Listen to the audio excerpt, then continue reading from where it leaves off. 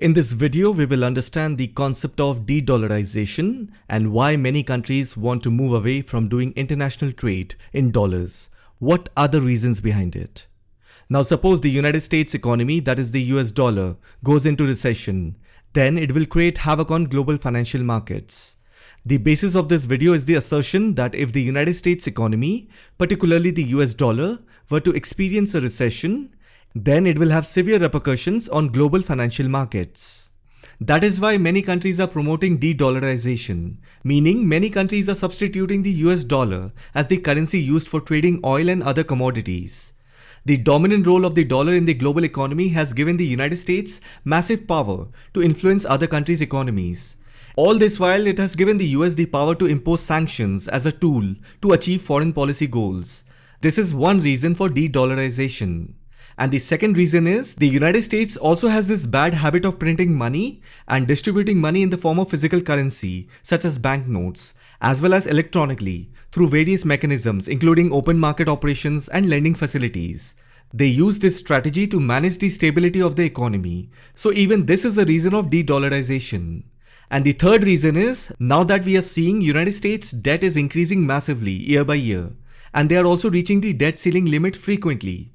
So there is a high chance that the US government will default on its debt payment and the US economy will dip into recession anytime. And that will definitely affect the international financial system.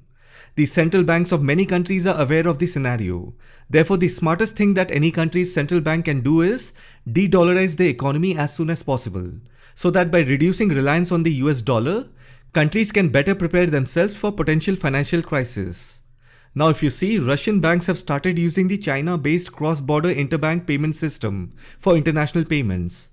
And then China has also developed their second currency, that is renminbi, in 2015, which offers clearing and settlement services for participants in cross-border yuan payments and trade.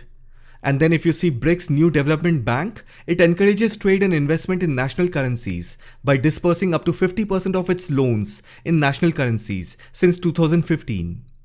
After that, Asian central banks have over $400 billion of local currency swap lines and trade amongst themselves.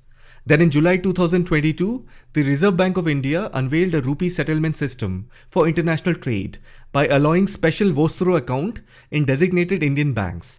It is a step towards internationalizing the rupee. Similarly, the South African rand is used by several African countries. Then the Latin American countries are also moving towards greater inter-regional trade. And then bilateral currency swaps among ASEAN countries with China, Japan and South Korea is also increasing rapidly. So steps like this are being taken by governments of different countries to move away and reduce dependence on the US dollar.